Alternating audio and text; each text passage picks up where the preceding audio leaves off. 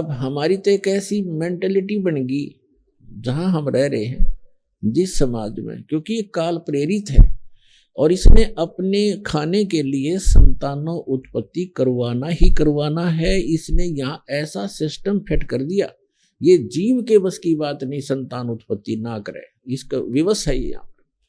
और फिर परमात्मा ने क्या किया कि उनको संतान नहीं दी। क्यों नहीं दी? संतान भी दे सकते थे। अपनात्मा समाज के अंदर और एक सामान्य समाज में और एक भगत जो समाज अलग से बनता है उसमें अंतर होता है। और इसी कारण से जगत और भगत का विरोध बताया कि बैर रहता आपस में। कारण क्या है कि भगत के नियम कुछ अन्य होते हैं और समाज उस यहाँ की परंपरा से ही रंगा हुआ होता है, उसी को मूल मानता है। यदि हम संसार की दृष्टि से तोलें तो जिनके संतान नहीं है तो संसार जो है, आम व्यक्ति आम समाज ये समझता है कि इसका बहुत बड़ा दुर्भाग्य है। और यहाँ तक पहले तो यहाँ तक कहा करते कि जो निसंतान है, बे औलादा है, सुबह सुबह तो उसके दर्शन भी ना होने चाहिए। वो उसको इतना हेय मान रखा था। तो पुण्यात्माओं जिनके संतान नहीं होती थी उनका जीना दुर्भर हो जाता था समाज के अंदर। संतान में भी विशेषकर हम पुत्र को ही मुख्य मानते रहे। और भगत समाज के अंदर परमात्मा के दृष्टिकोण से हम सोचते हैं तो वो व्यक्ति जिसका संतान नहीं है वो एक नंबर का भगवान आत्मा है। अब यहां समस्या है कि संसार किस दृष्टिकोण से सोचता है और भगवान का विधान क्या कहता है। अब वो पुण्यात्मा क्यों है? क्योंकि इस मनुष्य जीवन का मूल उद्देश्य हमारा मोक्ष कराना है। और यदि उस निसंतान दंपति को ये ज्ञान समझ में आ जाए और वो समाज की तरफ ना देखकर बहुत आसानी से भक्ति करके पीछा छुड़ा सकता है। अब ठीक है, संतान होना बुरा नहीं बताया भगवान ने, लेकिन जो संतान भगवान से नहीं जुड़ेंगी वो आपको सदा दुखी ही करेंगी, क्योंकि उनके जो बुरे बुरे संस्कार साथ होंगे। आगे उनके संस्कारों में परिवर्तन भगवान करेगा नहीं, क्योंकि वो जुड़े नहीं।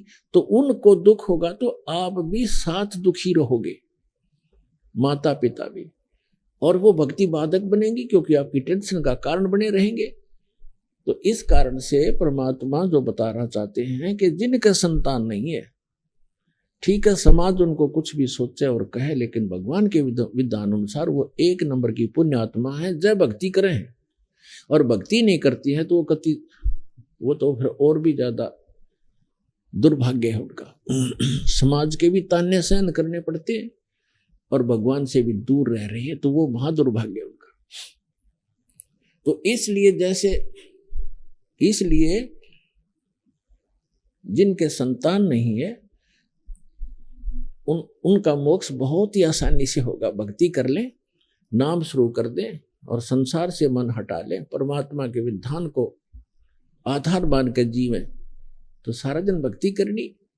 अब समस्या ये आती है कि बुढ़ापे में हमने कौन से बाढ़ेगा? अरे भगवान रहा संभालने वाला सबको। अब बेटा अमेरिका में और माता पिता यहाँ हिंदुस्तान में, और दोनों का रोग हो गया। वो पड़ोसी ठाए अंडे उसने, और बेटा वहां बैठा अमेरिका में।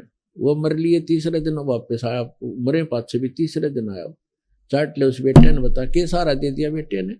अपने कर्म साथ देंगे, भगवान साथ देगा। एक त्रिलोचन नाम के भगत थे, संतान नहीं थी, भक्ति करते थे।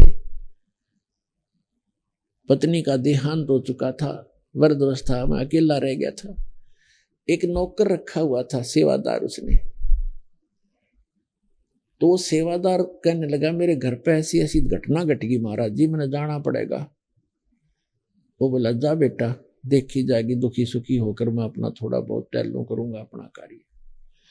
वो सेवादार चला गया, पीछे तो भक्त बीमार हो गया, दस्त लग गए।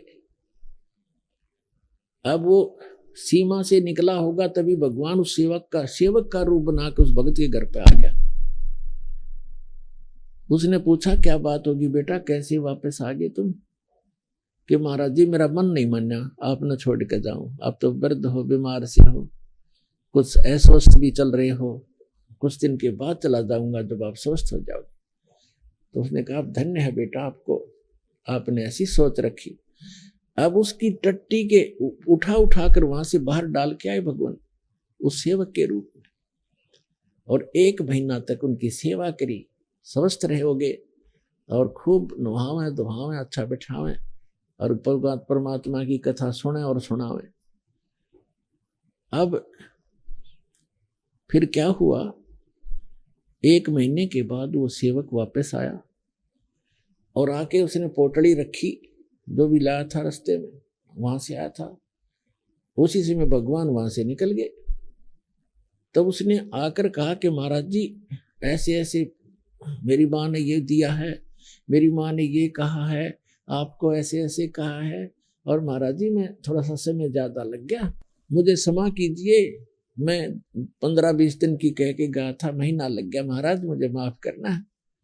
अब वो महात्मा उसके मुंह तरफ देखा, भगत उसके मुख की तरफ देख रहा है। बात क्या बोल रहे हो आप क्या कह रहे हो? ये पोटली कहाँ से ले आए, ये सामान कहाँ से लाए हो, ये क्या? उसने बताया जी मैं घर से आया हूँ अपने वहां से। अब वो समझ में पा रहा, काफी देर में समझ में आई वृद्ध का, अरे तू अपने घर से आया है? कि हाँ जी मैं तो आज आया हूँ, उस दिन का गया हुआ। उसका तो रोम रोम खड़ा हो गया, रोआ बुरी तरह, ये भगवान इस पापी नाप से आपसे मैं टट्टी तक उठवाई, उस नीच का कहाँ उद्धार होगा।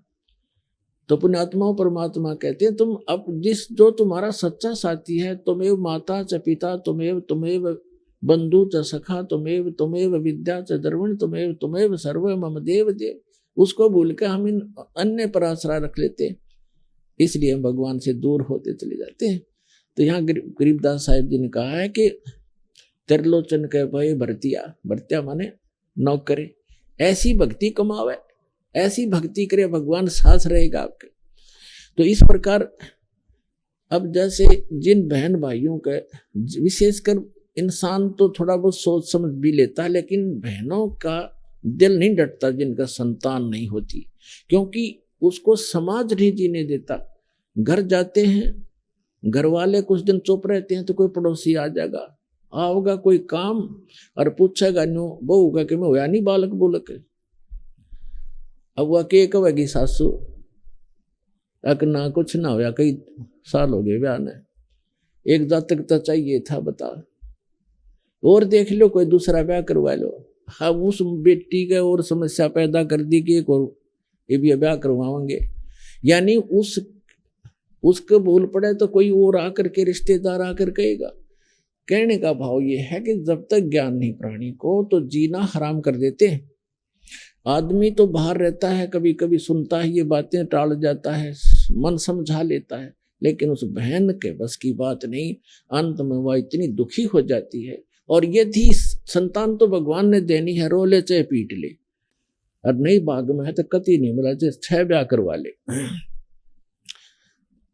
एक संतान की भी देखे हम लड़के को मैं तो ज्यादा देते। दास जूनियर इंजीनियर था, सेवा करता था जब नौकरी इसमें हरियाणा गवर्नमेंट की जूनियर इंजीनियर की, तो उस समय एक कॉन्ट्रैक्टर था ठेकेदार, वो उस समय लगभग 55 वर्ष की आयु थी उस आदमी की, 55 से भी ऊपर होगा, और उसके 4 लड़कियां थी, लड़का कोई नहीं था, और चारों लड़कियों का विवाह कर रखा, पोते पोतियां लाओ, दोते दोतियां लाओ, हो रहा पुत्र नहीं। तो उसकी पत्नी को किसी ने कह दिया कि तू अपनी बहन का ब्याह करवा दे, इसका पुत्र हो जाएगा। उसने अपनी छोटी बहन से उसका विवाह करवा दिया। उसके कट्ठिए 2 छोरी हुई, 2 लड़की हुई कट्ठिए जुड़वा। वो खुद बताओ था, ने बोला जी भाग बिना ना मिला कदी, मैंने तो उसका जब ऑपरेशन करवा दिया, फैमिली प्लानिंग का पीछा छुटवा हो जाए ब्याह, तो भाग में है नहीं तो क्यों पंगे में पांच दे भाई, मतलब दुखी करो। वो यहाँ पर जो काम करने का उसको भूल गए। और यदि वो बहन जिसके संतान नहीं हो रही है तो वो अनंत समय में इसी तमन्ना में मर जाती है तड़फ के अंदर। और इस काल का इतना गंदा विधान है, अगले जन्म में उसको कुतिया बनाता है। अगले तो संतान ना हुई इसलिए तड़फती हुई मरी है, अब इकट्ठी 8-8 पैदा कर ले और पेटा भर ले अपना माँ बनकर। अगले जन्म में सूरी बना देगा, अगले 12-12 इकट्ठे पैदा कर ले टिंडे। तो पुण्यात्माओं, इस ज्ञान को आधार बना कर जीवो तब जिया जाएगा इस गंदे लोक में।